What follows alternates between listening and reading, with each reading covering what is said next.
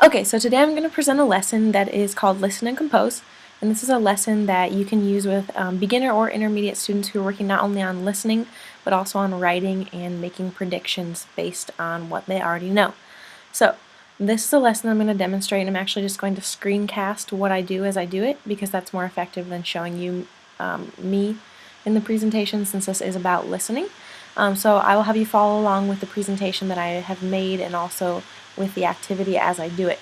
So Listen and Compose is action opportunity, and where students will listen to the beginning of a narrative and then they will predict or make creative decisions about what will happen next within the story.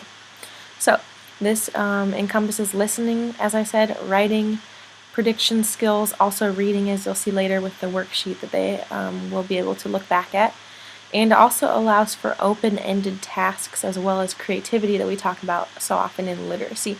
So we're giving students a task related to listening, and then we're giving them the opportunity to use their creativity and their lived experiences to complete the task. So what I'm going to do is I'm going to read the story aloud twice. I'm going to read it the first time without any visuals, and then the second time I will read it again with visuals. And then I will allow the students to read the story to themselves, and then they will contribute what they think will happen next. So I'm going to go ahead and start by reading the story right now, and then I'll share it with you a second time. And this is, you can decide to present it as many times as you like, but for me 2 seems to be a good number. My sister woke me up early this morning. She ran into my room before the alarm clock went off. "Look outside," she yelled. I got out of bed and looked out the window. All that I could see was white snow. There was a man shoveling the sidewalk in front of our house. Mom came into our room. She brought us each a mug of hot chocolate. "No school today," she said. I was very happy. My sister was happy too. Mom left the room to find our snow clothes. She gave me my blue snowsuit.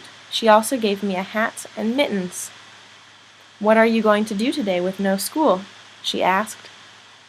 Now I'm going to read the story again, but this time I'm going to include some visuals that may help the listener to understand a little bit more of what is going on. So this is part of Listen and Compose with the second time that I read the story. My sister woke me up early this morning. She ran into my room before the alarm clock went off. "Look outside," she yelled. I got out of bed and looked out the window. All that I could see was white snow. There was a man shoveling the sidewalk in front of our house. Mom came into our room. She brought us each a mug of hot chocolate. "No school today," she said. I was very happy. My sister was happy too. Mom left the room to find our snow clothes. She gave me my blue snowsuit. She also gave me a hat and mittens. "What are you going to do today with no school?" she asked.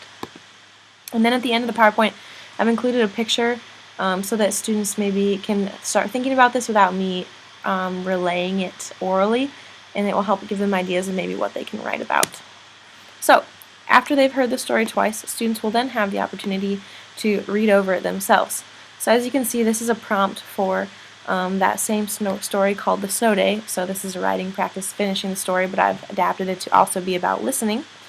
And what students will do is they will read through the little prompt that I have read aloud to them, this time to themselves, and then they will either work together in small groups to decide what happened, and then they'll write their own story, or they will internally decide what happened and write their own story. So I did not actually write out the story for myself, but I do have some questions that I would like to share that can be presented to students with the activity. So some of the questions that I may have are, what are your experiences with snow days? If you could have the ideal snow day, what would you do? What do you think of snow? Does it make you happy, nervous, sad, excited? How do you think most normal kids spend their snow days when they are not in school?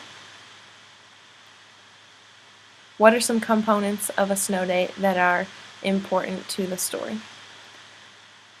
So once again, these are some questions that my students can consider, and I hope to read them aloud. I would also potentially put them on the board, though I haven't really decided yet, and then students would consider those as they are writing the story. As you can see, this is the prompt that we will work through.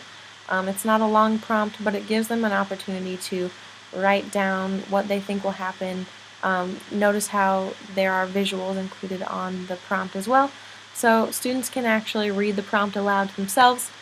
Maybe I can have classmates read the prompt aloud after I've done it, and so that would be maybe modeling. Maybe I could sit and listen, and that would also model the listening process for them. So that's it for this lesson. I hope you've enjoyed it, and I hope it's one that you can see yourself using in this class. I chose it because, the snow day is relevant as we enter winter. It's culturally relevant to this part of the United States, and I think it's also just a fun time for students to use their creativity in the language learning process.